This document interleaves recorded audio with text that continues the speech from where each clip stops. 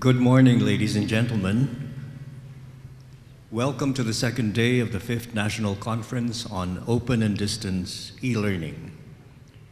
We are now in Plenary Session 2, Open Education Country Cases, and I am your moderator for this Session 2.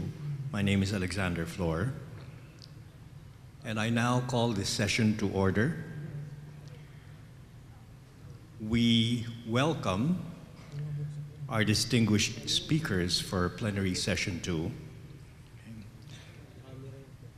As you know, the plenary speakers will take turns in making their 30-minute presentations with a sequence indicated in your programs.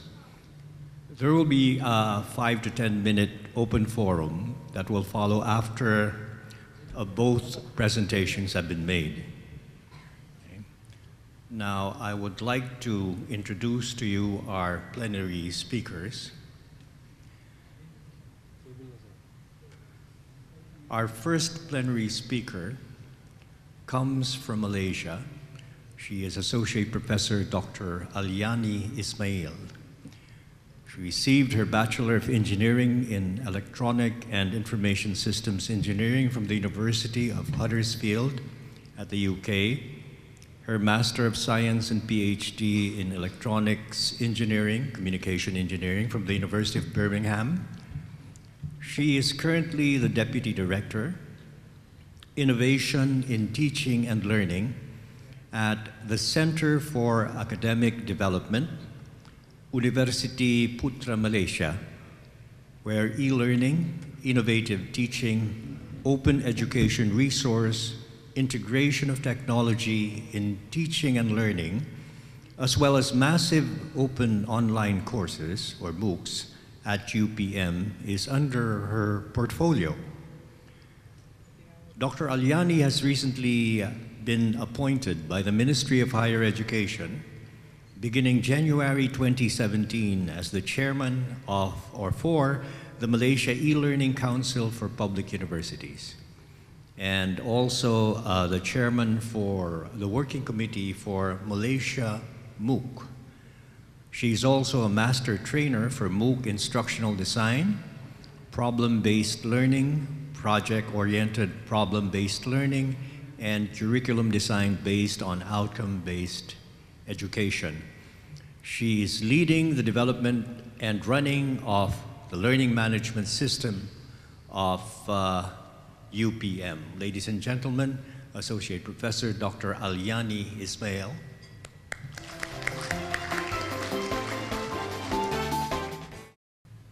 Thank you, Professor Alexander Flor. Beautiful Dr. Ethel, Agnes, Valenzuela, my colleague from SEAMEO. We have met many times in several occasions on MOOCs. So MOOCs bring us together. The lovely Dr. Della Bandalaria, the Chancellor of UPOU, again, we have been connected before on several occasions regarding MOOCs. Again, MOOCs bring us together. Distinguished guests, honorable speakers, ladies and gentlemen, first of all, I would like to thank the Secretariat, the committee of NCODEL 2017 for inviting me to come and deliver and share Malaysian cases on MOOCs or open education. This is my first time being in Manila, and it is a great pleasure to be here, the 6th country in ASEAN that I visited, so I have another 5 to go. I've been to Europe quite a lot because I graduated from the United Kingdom, so I managed to get at least quarter of Europe on tour. And I managed to visit a few days ago Fort Santiago, and It is a great pleasure to come here and visit such places, and it gives me inspiration to talk on education, even though my background, I was trained in engineering. When we talk about education, it does not matter your field, what your field is. These are just tools. But as educators, we are all the same. Fields are just backgrounds. But what we are doing now is shaping human. So I was quite excited. I just want to read this quotation that I've got during my visit to Fort Santiago from Jose Rizal. On this battlefield, man has no better weapon than his intelligence, no other force but his heart. This quote has captured me because for the past 10 years that I've been in education industry, all these three elements has been said by Jose Rizal: intelligence, force, and heart. Intelligence, force, the physical, and heart. That's what captures me the most during this visit, perhaps. Now, I come from University Putra, Malaysia, which is situated near Putrajaya, which is one of the places where the government offices are situated. Perhaps you might want to visit. So my talk today will perhaps focus on the initiative by the Malaysian government in terms of open education. There are three government-led OER initiative. This is government-led. It's not individual universities, it's government. That means policies are in place for these initiatives. Open educational resource, this is where we start off because we are universities of mainly regional or mainly residential courses and programs are run. And open courseware, as well as massive open online course. In terms of definition or operational definition that our government looked into, we built a framework that revolves around these three initiatives. Number one, open educational resource. Most of us as lecturers or academicians, we have open educational resource, at least one, for example.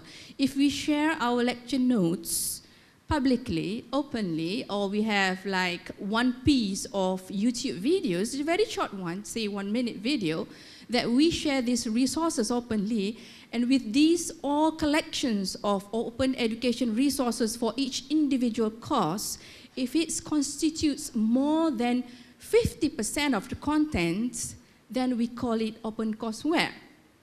We package it in the sense of it becomes a courseware. So this definition comes from MIT courseware, OCW. So OER and OCW, mostly when you talk about contents, there are no interactions or delivery. But if we add massive scale collaboration or interaction, I2S, instructors to students, as well as students to students, then there will be MOOC, massive open online course.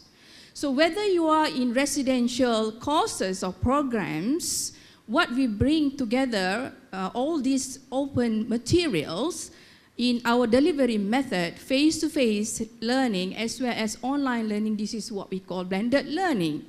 So blended learning consists of either MOOCs or any of the open education resources if you have the interaction happen. This is the definition that we use: content creator, we as content creator plus users. So with this concept of framework, this is what we worked on our policies. The first initiative that we did way back in 2000 and perhaps 2013, 2012, one of the earliest form that the structural movement in Malaysia is to join Open Education Consortium under MIT. And at that time, in 2016, this is the data that I've got up to 2016, 10 of our 20 public universities have already enrolled as a member of Open Education Consortium. This is the way forward for our traditional programs to be run as open courses. It's not easy to transform any traditional delivery methods towards open methods. Open education in Malaysia is driven by these two policies. Okay, as I mentioned, we are government-led.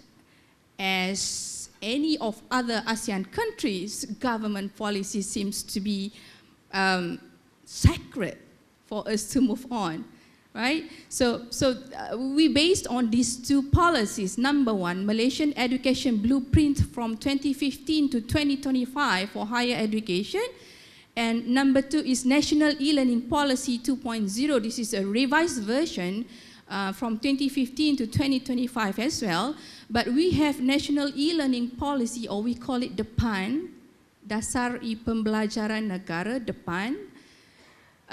We have this policy since 2006.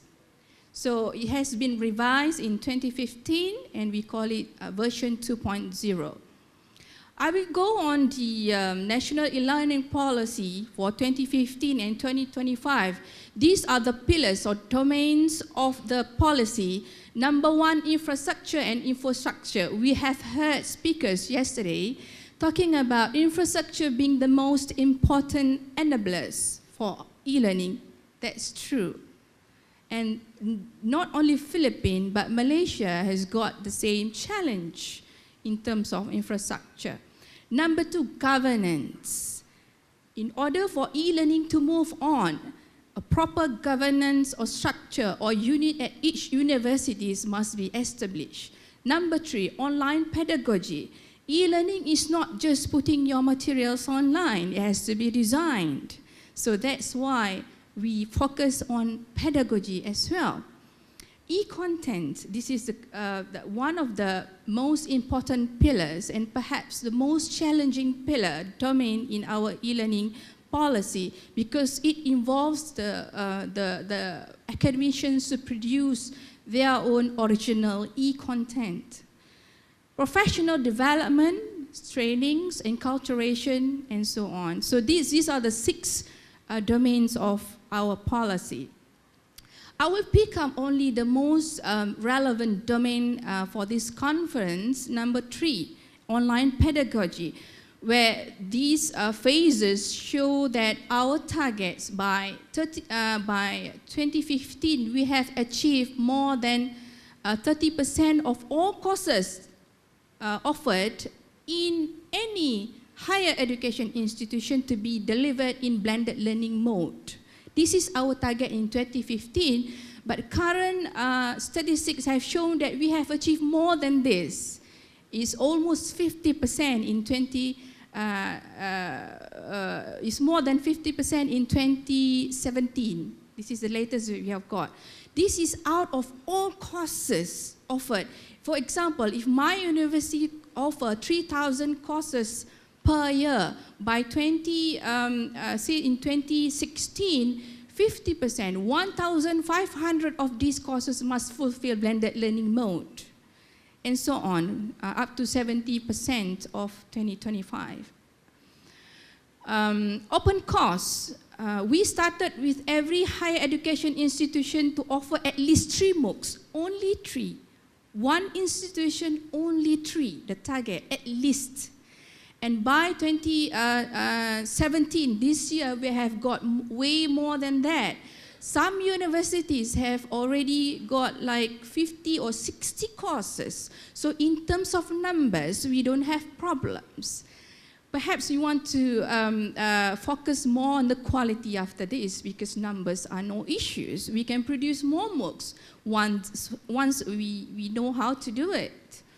And e-assessment, why we put e-assessment in our policy? Yesterday we have heard that e-assessment is one of the ways to enculture e-learning in our institutions. So what we put here, at least 5% or up to 10%, or at least 10% of our e-assessments comes from online assessments. This is to enculture, because we are residential, we have residential programs quite a lot. Our base are residential programs. So in order to move to open education, we have to start somewhere, and this is our milestone. Domain number 4, e-contents.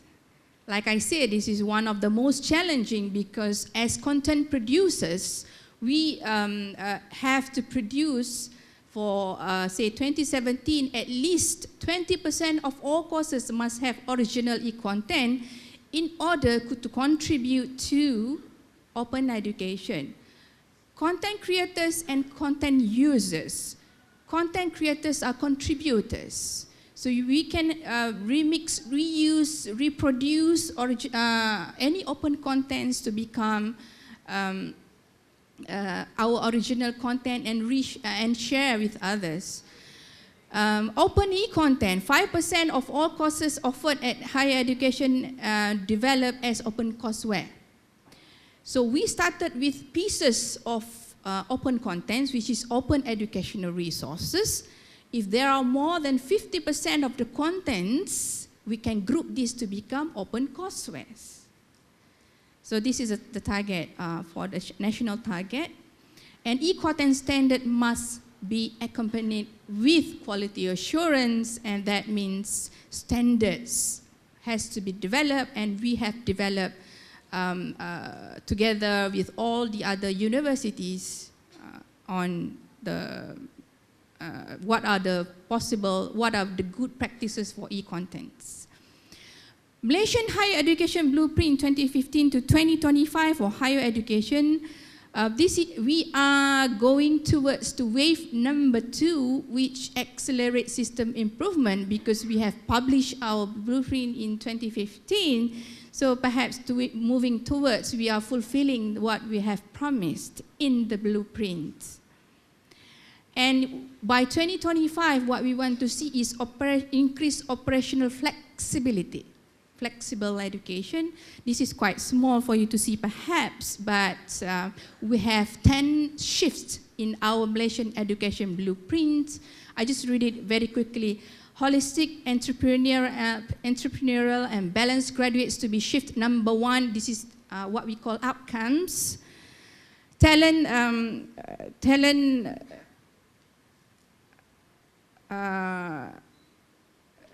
shaping and national lifelong learners and so on. But shift number 9 is the one that is most related to us, where it is called Globalized Online Learning on Malaysian Education Blueprints. To enhance quality of teaching and learning, bringing niche area to global arena, visibility, positioning and branding, as well as lifelong learning. It's a long way to go, but the target is the lifelong learners. National initiative, Malaysia MOOCs and Putra MOOCs is a university initiative. I will make a case on this. This is how we reach the global community through MOOCs. MOOCs has been the latest nationally coordinated initiative in our country, and these are the framework. This is a framework that we use based on input-output process, input-process-output. So our enablers are these pillars. The process is to offer MOOCs, and the output are the 4 outcomes that we want to see in the country. It is a collaboration between Malaysian universities to produce courses in these 3 categories. Number 1, common course. Among the universities, that means the courses that can be used by other universities in their programs. Niche courses of each university. We don't want to compete with Stanford or MIT. So as my university is concerned, we are agricultural university, so we offer courses more on our niche area. And lifelong learning skills or skills courses, this is to reach the public domain. And governed by the Malaysia MOOC Technical Committee and National E-Learning Council, META, headed by me as the chairman. And our MOOCs are actually a collaboration with a platform called openlearning.com, This is a company from Australia which collaborate with us to provide a platform for Malaysian MOOCs and without any charge. It's free to learn, but pay to certify currently. So it's open, it's free, but when you want certificate, that means there are assessments involved. That's why the fees comes in. Statistics, 4 pioneer courses have been launched in 2014 nationally. We started small, 4 courses for the nation, and these universities has been assigned each 1 course. Like my university, we have been assigned Islamic Civilization and Asian Civilization course, which is a compulsory course for all Malaysian students. The same as ethnic relation in Malaysia. This is also a compulsory course. That means all the students in Malaysia must take this course in order to graduate. Entrepreneurship, this is one of the compulsory course, as well as ICT competency. Malaysian public universities, there are 20, but actually these statistics show only for public universities. We have private universities offering MOOCs as well. Currently, we have around 600 MOOCs altogether, if including private universities. But for public universities, there are 361 MOOCs from these 20 universities, and more than 300,000 currently enrolled to the course. And for 2017, what we have done in our working committee is to strategize. Before this, when we started to do our MOOCs, 3 MOOCs per university is up to the university to choose which ever courses that they want to offer. But in 2017, we strategized at least assigning 1 MOOC strategically to each individual public university to cater the needs of different entities. I will show you the list, and these are called strategic courses. This is quite small, I hope you can see, but I will read from here, right?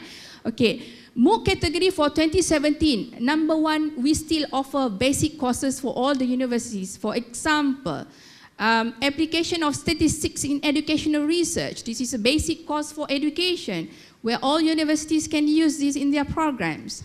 Joint development, industry and NGOs courses on halal and automotive technology with Toyota. And 21st century skills, the category, and we have assigned 4 universities to do this. One of it is design thinking in IT application. Higher education leadership academy training modules. This is to feed our training modules in higher education with learning assessment and open educational resource. So there is a MOOC on OER later on, end of this year. MOHI agenda, Ministry of Higher Education agenda. One of it is Hyutagogy. Have you heard about Hyutagogy? Hyutagogy. You have heard about pedagogy, right? Hyutagogy is actually a study on self-learners management. How to manage self-learners. Because you are talking about now people are learning on their own. UNESCO agenda, we have, this is what, my university has to cater for UNESCO agenda, so we offer palliative care for cancer patients and ASEAN culture, Eastern and Western food culture. So all these categories has catered all different entities and needs of the country as well as internationally. We leverage the platform on social learning, where this is offered by Open Learning, where our design is based on social learning. That means peer-to-peer learning. And fundamental shift in education from MOOC 1.0, where teacher gives all the materials rather than doing that, there are massive interactions, collaborations between students, teachers, and students to students, and so on. So many to many, not just one to many. So we have moved that into our designed courses.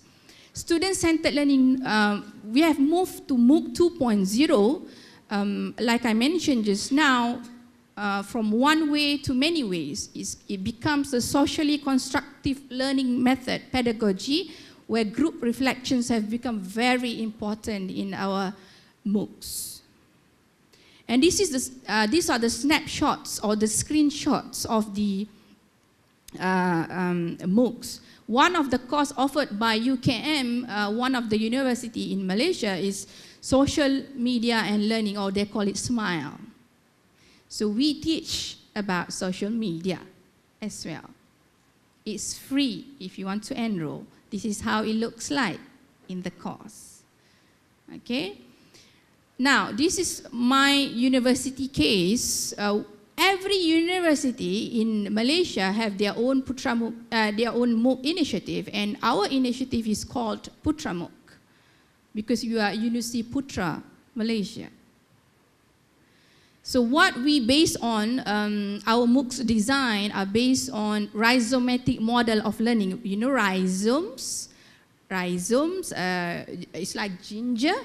You know ginger, when you plant a ginger, it will grow from one piece to a very big tree. So that's how the knowledge expansion happens. You just need one or two resources or contents, but the way you design the delivery of the course, the activities, the task-based learning, the challenge-based learning, it will grow into a bigger knowledge. And we leverage this for our on-campus students. It's not just for public, it's on-campus students for blended learning as well. So in 2014, we were the first public university to launch our MOOC nationally, which is, we started with 2 courses, Agriculture and Man, and Malay Arts. Agriculture and Man is the compulsory course for our students, for UPM students. It's a compulsory course because you are agriculture university. Even though you are doing engineering, you have to have the blood of agriculture. So that's our identity. And Malay Arts to portray our niche area. And in the same year, we have launched the National Malaysia MOOC. We have been assigned for Islamic Civilization and Asian Civilization course to do. In 2015, we have upgraded all our university MOOCs into national level. That means fulfilling the needs, fulfilling the standards of Malaysia MOOCs. And still, we have these 3 courses. And we add another one, which is Malaysia Food Heritage. This is a lifelong learning course. So you can learn to cook online. So Malaysia Food Heritage is a special course because there is no course in the program. This is not a formal course in the program. It has been extracted by our chef lecturer, master chef, extracted from the course and becomes an independent course on MOOCs. So this is a lifelong learning course. Our MOOCs, like I said, can be compulsory courses or common courses, niche courses, or lifelong learning courses that are not in the curriculum. As of October 2017, there are almost 100,000 students enrolled in our first MOOC, national MOOC, which is Islamic Civilization and Asian Civilization, offered by UPM. These are used by all the universities in Malaysia. That means all students.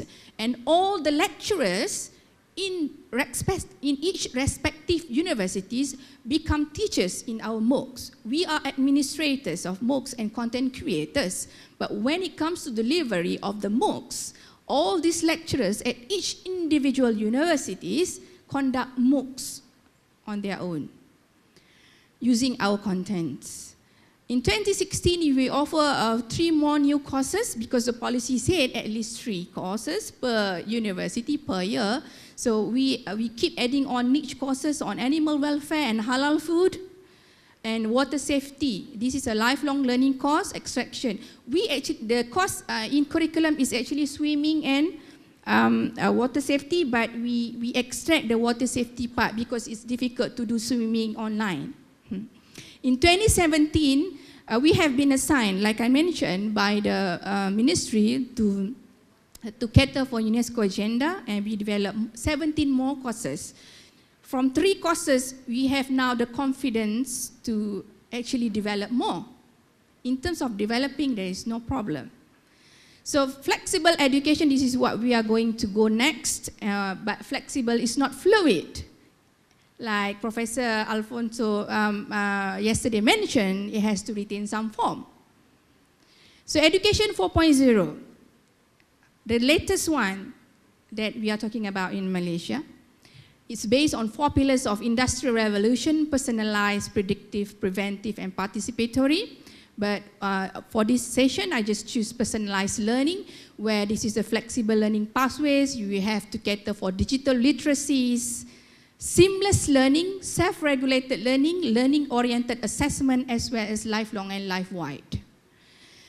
Now, makeups, you can have a foundation personalized to your skin. There is one shop in Zurich, in Europe, they actually do that. They just scan your skin and find the best color. Not you find the colors that they offer, but they produce the foundation or the makeups based on personalization. So we take that example to put up in our education system. So in terms of redesigning our Malaysian higher education, this is a guideline on credit transfer for massive open online course. So we are actually recognizing MOOCs to be credit transferred. This is by our Malaysian Qualification Agency, launched in 2016. And this is the development, the guidelines for the development and delivery of Malaysian MOOCs to achieve certain standards. In order for the university to list their courses as Malaysian MOOCs, they have to follow these standards and policy. But we focus our policy not to be limited to rigid, but is focused on design learning and design experience. The guideline for the credit transfer is based on Prior Experiential Learning Credit Award, or APLC. Credit Transfer MOOC is part of APLC, where individuals with working experience and various short courses to be entitled to credit transfer. So when you enter our academic programs, you can use any MOOCs in the world. For example, MOOCs offered by UPOU, you can bring that certificate, come to our university, and we will do credit transfer. But of course, there are policies and standards that have to be catered off. So APLC have catered for non-formal and informal learning, and this is where we cater for self-learning methods. And of course, to award credit for MOOCs, there are 3 major criteria that have to be fulfilled. As I mentioned, flexibility is not fluid. Some forms must be retained, and it has to be quality contents and delivery, sufficient curriculum content. For example, the MOOCs that you have taken in Malaysian MOOCs or UPOU MOOC, for example, if it's matched 80% of our curriculum, then it can be considered for credit transfer. Equivalency for credits on the MOOCs offered, how many credits, hours that you have spent, the students have spent on it, and authentication of candidates. It has to be authenticated, because online everybody can take the course, but how do you authenticate the real person? So there are authentication processes that have to be followed through. Verification on the achievement based on the competency assessed. So assessment can be done online, but assessment can also be done to the recipient university. That means if one student actually apply for credit transfer using MOOCs, the university can do assessments based on these competencies that the students have gathered in their MOOCs. In terms of training and professional developments, we have done local and international trainings. So perhaps if you'd like to know more about our trainings and perhaps share ideas, perhaps do contact us for more information. So with that, thank you and salamat po.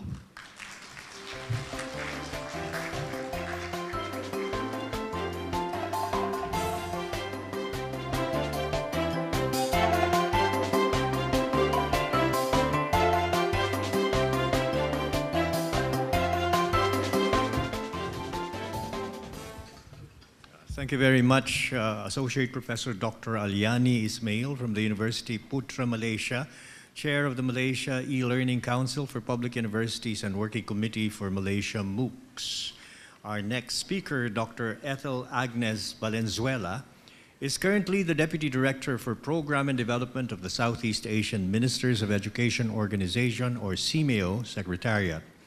Prior to her current post, Dr. Valenzuela served as the head or senior specialist of the Educational Research and Innovation Office of SEAMEO Innotech from 2006 to 2015.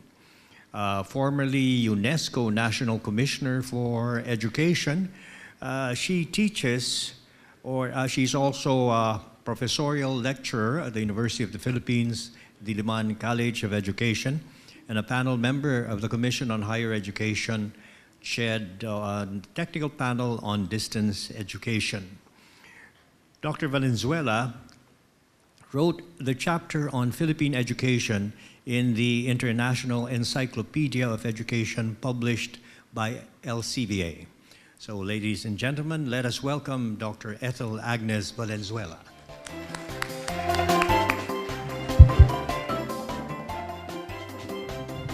Good morning, everyone.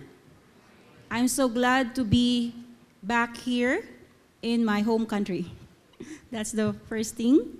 And I would like first to congratulate UPOU for this national conference on open distance learning. Let's give a hand to UPOU. We're so proud of you. Well, we just came from the organization of Southeast Asia MOOCs network. So we were together, we tried to brainstorm on how we can link all the OUs as well as SEAMEO centers in terms of open and distance learning. And we successfully created our first SEAMOOCs network in Bali 3 weeks ago. But what I was asked to share with you are, actually I'm representing CHED. I was tasked by CHED to be here to present some of our highlights because I'm a technical panel member of transnational education and distance education. But more than that, being SEAMEO, Southeast Asia, I would like to share with you as well some snapshots of our open education, the buzzword for today. So I think that open education is education whenever you feel like having it, like Starbucks coffee, wherever, sorry for that, and whoever. So it is open learning, distance learning, ICT, e-learning, quite flexible. And whatever your available time is, you can access that. It can be free or you can pay for it, depending on what course you want to take. It's easy to register for some of you, maybe for others it would be difficult. Lots of learning resources, learning approaches, and delivery method. So I will first share with you the regional agenda, being SEAMEO, and then the international agenda espoused by UN, because we also work with UN a lot, with Dr. Mel and the team from UPOU, and of course CHED. And also some highlights of open education in the Philippines, the policies we have. We always start with policies like Malaysia, and then how it trickles down to programs. And of course, transnational education, distance education, and national law. And I specifically selected some countries who have shared their current state of the arts in terms of open education. But I was right not to include Malaysia because Malaysia has been excellently represented by our dear founding member of SEAMOOCs. Brunei, Singapore, Vietnam, Indonesia, SEAMEO centers. So first, with the closure of Education for All in 2014, the ministers gathered together in what we call as strategic dialogue. And the ministers tried to think about what could be the future 20 years from now. So we call it the 7 priorities or the SEAMEO education agenda. Based on the foresight studies and collection of some valuable researches, the ministers agreed to prioritize the following. Some of these would be your agenda, or some of these may be agenda of the basic education, but nevertheless, I would like to share with you what their thoughts are in terms of prioritizing resources.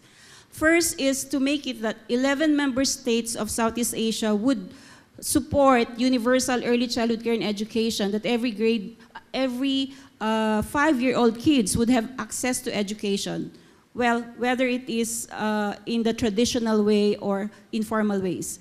Addressing barriers to inclusion, this cuts across all levels, that those who do not have access to education would be given opportunity. And this open distance learning would contribute to this number 2. Who are these? Maybe the indigenous peoples, maybe those with physical disabilities, maybe those who are too busy and they cannot come to school but they want to learn, or maybe they don't have money to pay for schooling. Where are these?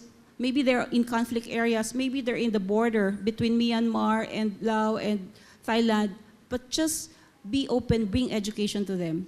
Third is, we are in the century where there are lots of climate changes, and we want to have resiliency. The Philippines is well known for being very resilient because we have surpassed a lot of challenges in terms of all of these calamities. So resiliency in the face of emergencies is one of the key agenda of the ministers. If Philippines is strong in this, we can share this to other countries. Number 4 is promoting technical vocational education training. In the recent NCODEL law, technical education is also included. They also have to bring open distance learning in Tibet. So we can promote Tibet not just in traditional way, but also in open education way. Then 5th is revitalizing teacher education. Based on our studies that we presented to the ministers, not many have the passion for teaching. Not many who are highly qualified would like to be in the teaching position.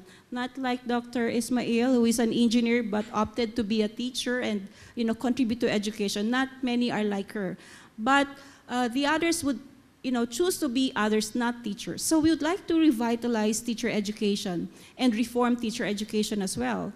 And promote harmonization in higher education. No matter how many open learning courses you have, but if the traditional way of assessing credits would be like looking at open education as not really acceptable or not recognizable, not portable, then we have problems. So we would like to look at this harmonization in higher education and supporting it with research. And finally, adopting 21st century skills, where global citizenship, where assessments, all of these sorts, and ICT enhancement for teachers would fall under. So the 7 priority areas are what we are trying to push for each member country of SEAMEO. Also, SEAMEO side by side with UN, the UN adopted the Sustainable Development Goals 2030. So they also have a vision that we can transform the world by meeting the agenda, but it's a lot. We have 17 Sustainable Development Goals, and out of those 17, we have 169 targets. But, of course, here, in all aspects of SDG goals, we are supposed to support number 4. Number 4 is ensuring inclusive and equitable quality education and promote lifelong learning for all. This is where, open education, e-learning, all of these online courses will fall in. For those who are very busy but they want MA, PhD, but they cannot go because they're fully employed. So we can actually have, goal 4 as our target as well when we do our visioning, mission statements, as well as departmental goals. You can have a review of SDG goal and target. Because somehow, you can contribute here. For example, in 4.B, expansion of scholarship programs. So universities, please add more scholarship slots for the poor, for the disadvantaged, etc.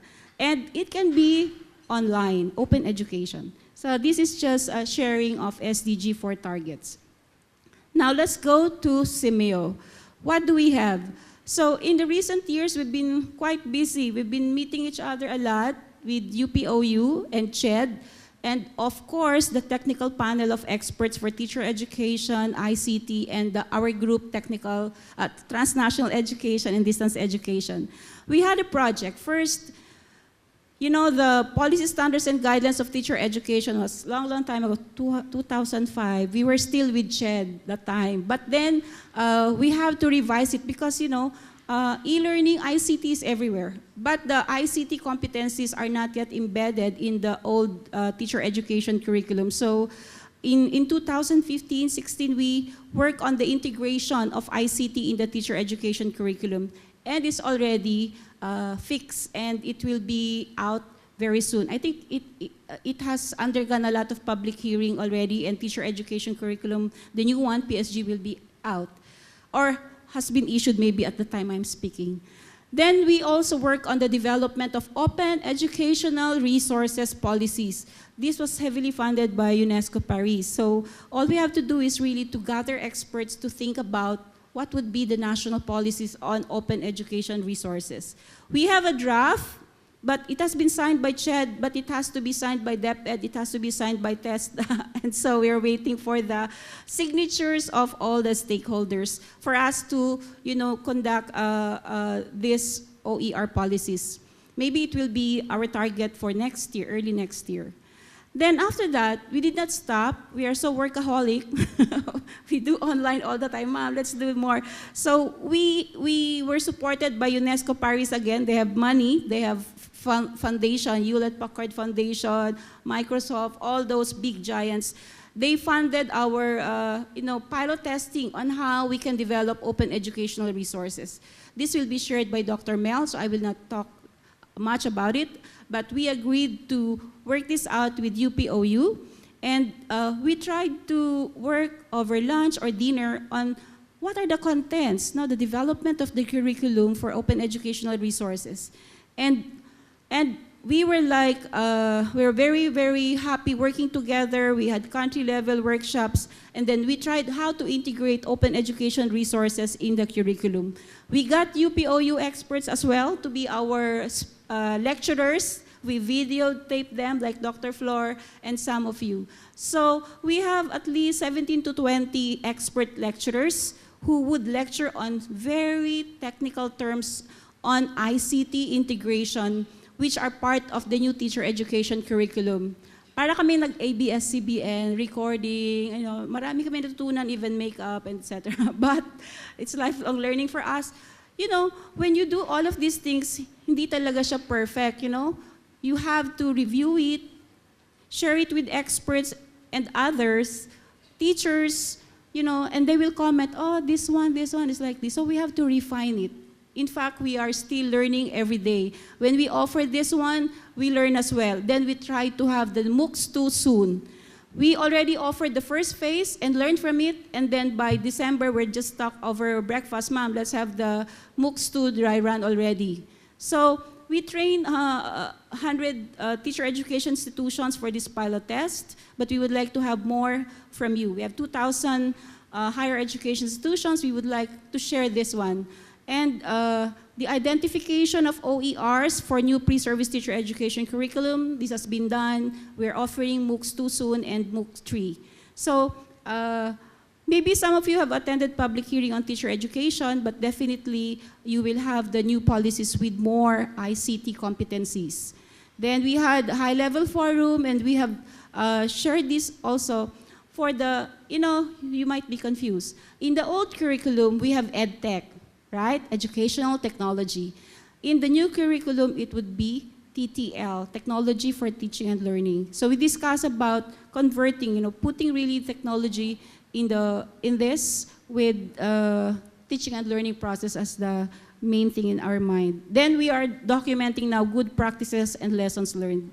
So that is just one of the many we do for open education with the Philippine government and CHED. Now let's go to SEAMEO virtual programs. As you see, we have 11 member countries, and we cannot reach all the students, all the teachers, everyone. So we tried to connect everyone, synergize everything, low cost but high impact. I think every day when I wake up, it is on my mind that we have to do everything with low cost and high impact, and to leverage the capacity of Southeast Asia using modern technology. We try to meet different countries just in our conference room, and we talk and discuss a lot. And we want to have more courses shared to all member countries. We are not at the same level, by the way. So we try to have the SEAMEO open platform. We have online meetings. We monitor some classes in Jakarta or in Bandung, classes in Myanmar, classes, and then we learn from this. What do they need? Classes in Vietnam, why are they #1 in PISA? Or, I mean, in terms of in Singapore, we do that as well. So we try to help member states and use the different available resources. And lately, we work with Edmodo to strengthen our online meetings and online training. So we do online lecture series and online training, and almost all of these, they are all free for Southeast Asians.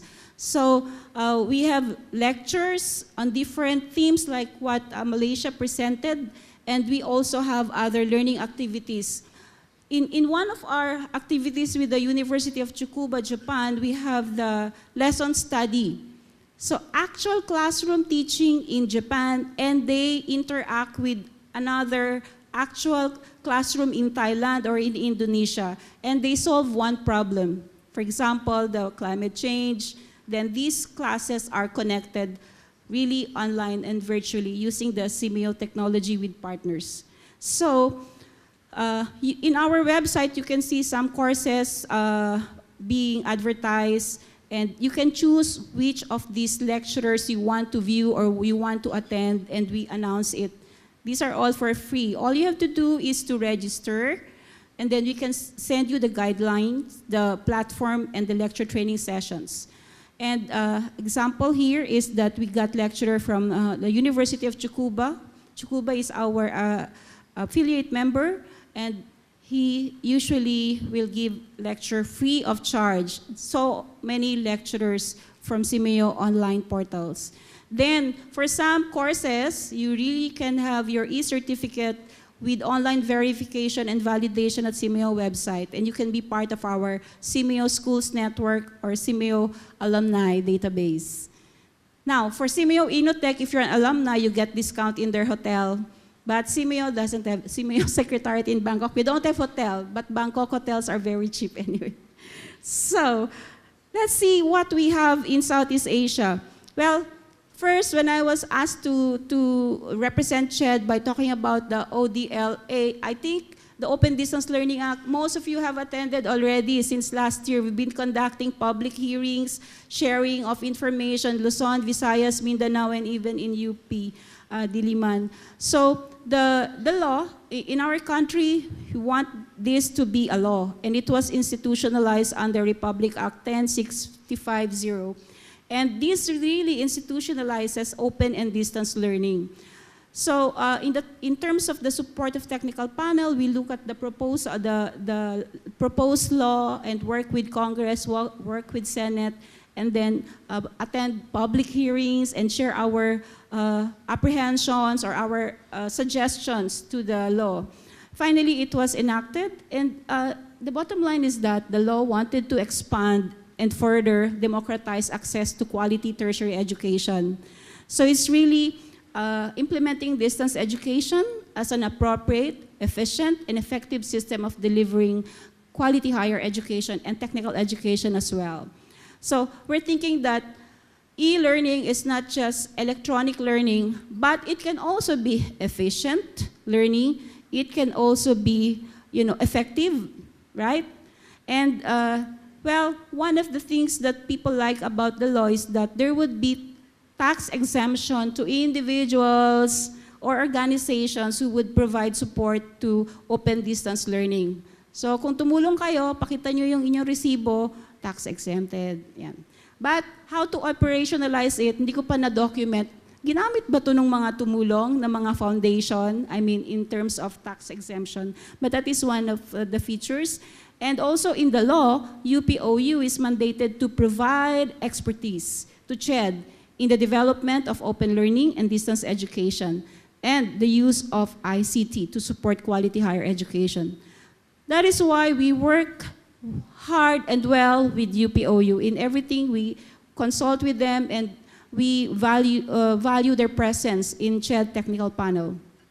So ODEL for us, according to the law, should be learner-centered and should focus on the needs of the learners, should be of good quality. It's also relevant, transparent, peer-reviewed. Materials are peer-reviewed and should always consider public responsibility and accountability.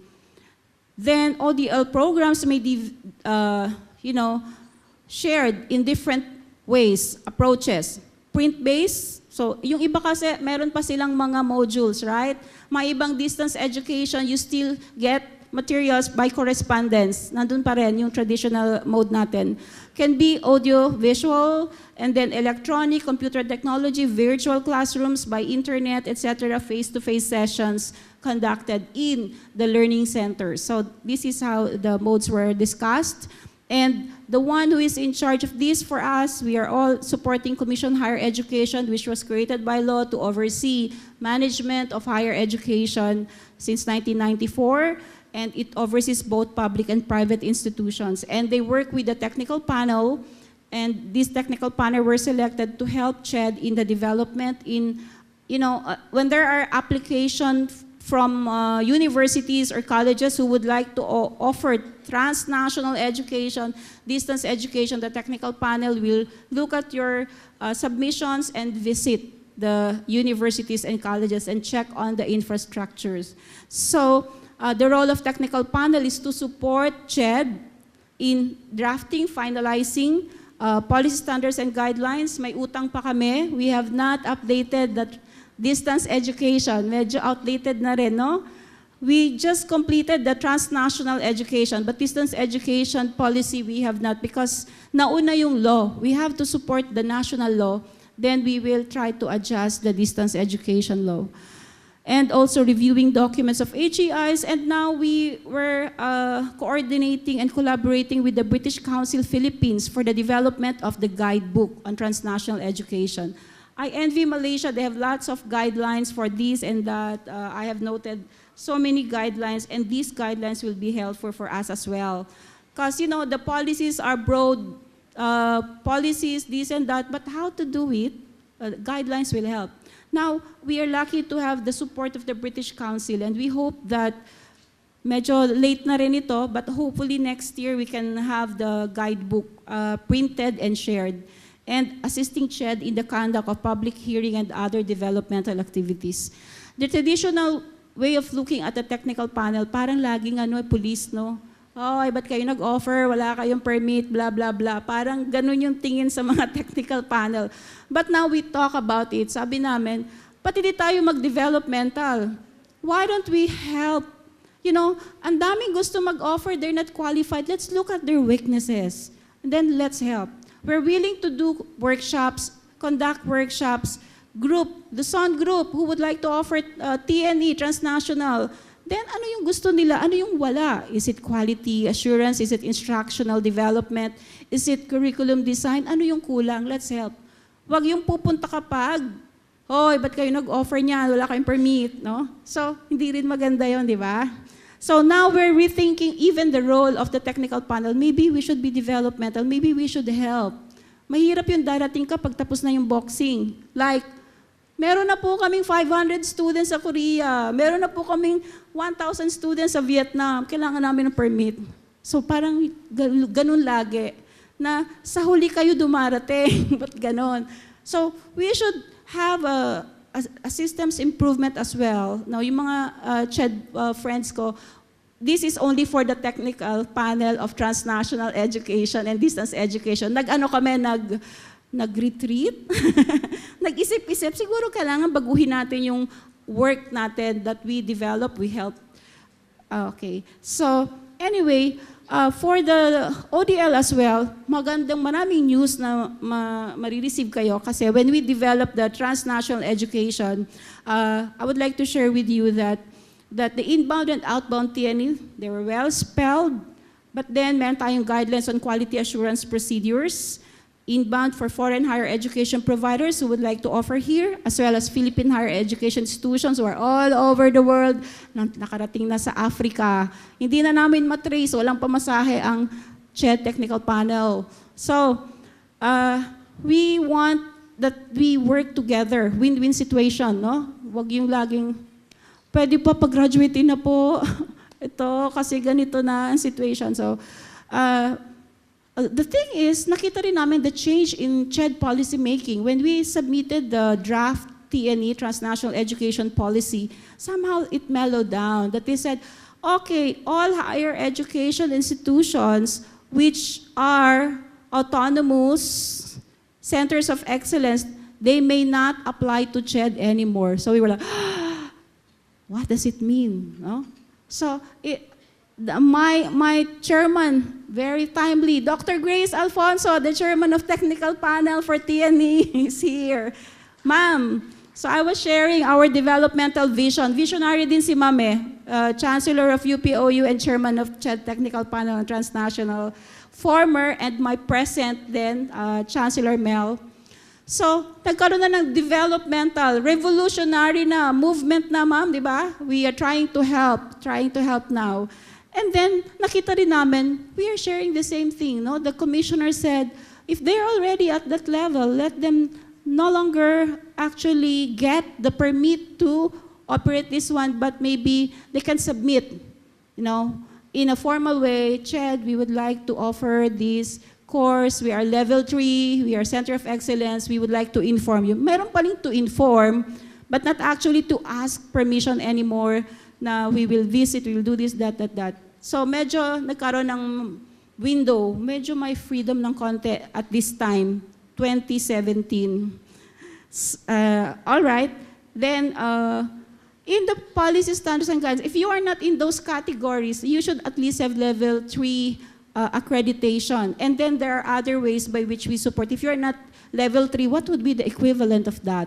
Okay? So meron ding pwede kang tingnan na equivalence, especially in distance education.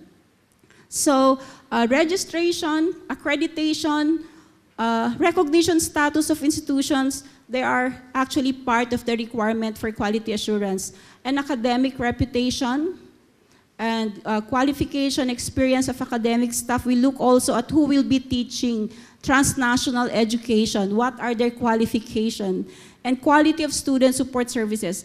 When we evaluate all application for transnational education or distance education, I see from my own view, personal lang po ito, what is lacking always is the student support services. You know, yung help or yung parang assistant desk or a manual, what will happen to the students? Ito yung laging nakukulangan tayo. And the learning centers. So there are many ways by which we can help quality. Then that's the Philippines. Huwag ko daw kalimutan yung Philippines eh. Brunei Darussalam has introduced also the open education in their SPN 21. And they want to have multiple pathways for education to pursue higher education. And however, in Brunei, with a very few number of people in Brunei, this is less widely used. But it is accessible throughout the country. And they also have an accreditation criteria. Must be accredited by the Brunei Darussalam National Accrediting Council before you can offer. And their open online courses are only for master's and PhD levels. I remember when in 2005 with Commissioner Padulina as our commissioner in CHED, the requirement is let's have this, distance education only for master's and PhD levels, not for undergrad. So the old DE, law or PSG is still that one. Myanmar, well, sinama ko yung Myanmar so that you know that they also have this one, yeah. But it's so good that they have online program, diploma for law course. And they have online LLB course. So they have weekly assignments, tutorials, face-to-face classes, examinations, and term papers. But the way they operate their online teaching and learning mechanism, they have the online department in their Yangon University of Distance Education. They have server, they have internet server, and they have link to students. But students are only studying law at this time. Maybe they will expand later. Thailand is a good model for me, not because I'm based in Thailand, but because it is a government effort to consolidate all the universities who will offer online course. The Thailand Cyber University Project, well-funded, with only 9 regional universities to be regional center for cooperation in e-learning. So parang government-led under their 4.0 Fourth Industrial Revolution Plan. Meron din silang 4.0 like Malaysia. And they call this Thailand Cyber University Project. And with this network, no, they share their open courseware, learning resources. They share with each other. And human resources development conducts national, international conferences, as well as e-learning, quality standards, and best practice. So the 9 regional hub universities for Cyber U project, we have the Chiang Mai, Chulalongkorn, etc. Then sharing open courseware project, their Globe project, human resource development. That's parang it's a family of e-learning practitioners and universities with more students and open courseware, 17 full programs, 47 higher education institutions contributing to their coursewares. So 9 big universities, which they call as the Thailand Cyber University Project, and then their regional hubs. Now let me go to my centers. Now, aside from the countries which I took snapshots only, I cannot share all, there are a lot, and I have 2 minutes to share. We have a SEAMEO Regional Open Learning or SEAMOLEC Center based in Jakarta, Indonesia. They also have more courses, 78 courses with 1,000 digital contents on different topics. Please visit their website. And they're all free. Now, SEAMEO Innotex Massive Open Online Course. How many have attended our Innotex course in Diliman? We have Excels, IC Excels, ASEAN Excels. All courses online are called Excels. And the last one they have introduced is Igniting Passion for Teaching, which was highly successful. Many attended this course for free. This is for the teachers. They are publicly accessible, equivalent to 15 training hours. You can credit this for MA, self-paced, free, and certificate is offered to people like you who can complete the course, answer questions, and learn from this passion for teaching. Now, the challenges from all the member countries we have when we do brainstorming, what else can we do? What are the problems? Infrastructure, number 1, to support open education. Kahit ako, nagtuturo online, may estudyante ako nasa Tawi-Tawi, nasa cafe in Tawi-Tawi or in Cotabato, sometimes I lose them. No? Poor internet connection. Hello ako ng hello. Nawala na lahat estudyante ko. Okay, bye. Magkape muna ako. So, infrastructure. Kahit nasa cafe, sometimes very slow internet and you lose track of your students. I have students in Indonesia, it's up to hello. Later on, I lose all of them. Where are these Indonesian students? Quality assurance. It's always a problem by the technical panel. Course completion. They enroll, they lost their interest, they drop out. And cost recovery for us, SEAMEO, it's a lot of investment per course. Maybe you spend 80,000 pesos per course or more than that. But the cost recovery, this is free. So this is like a service or, recognition and portability of credentials. For SEAMEO Innotech, it's okay. They were able to work with universities to give 3 units for MA for every course. But the others are not. So maybe we can also look at the portability and credit transfer like Malaysia and recognition of all these open education resources. So I think that open education is not for tomorrow, but it is the in thing now. So when we teach, it's really like we're always looking, am I teaching for today or for tomorrow's learner? So kailangan nating isipin lagi, am I teaching for 20 years ago or for future? Yung mga jobs 20 years from now are different. Nagbabago lahat. So maybe making our teaching and our passion for teaching more, committed, more relevant, and responsive. Thank you so much for listening. Sorry, madami kasing countries. Hapon ka. Salamat.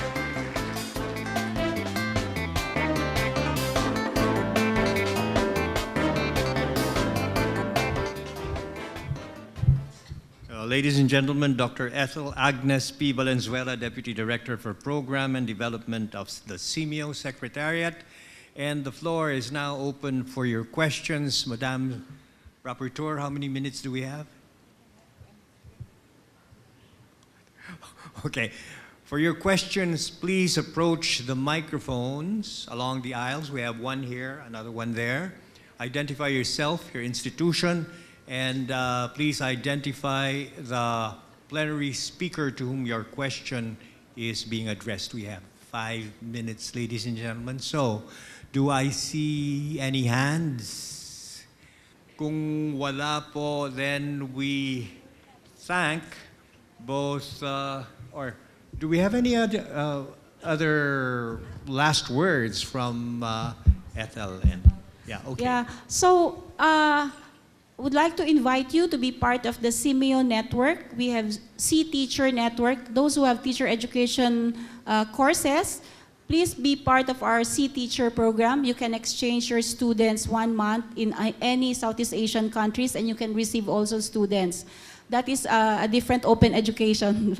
Then, also, we would like to invite you to be part of SEAMEO Schools Network. Pwede kayo maging part ng network namin. You can attend our conferences all over Southeast Asia, and you can also benefit from our online, open, virtual program. So, the invitation is for you to take, or maybe later you can join.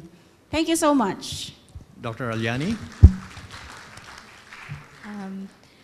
Philippine education in the age of openness. Openness requires us to give. So don't give up giving. Thank you very much. Now, let us welcome the Chancellor, who will. Okay, and the certificate reads for Dr. Alyani Binti Ismail, Speaker, Plenary 2, Open Education Country Cases.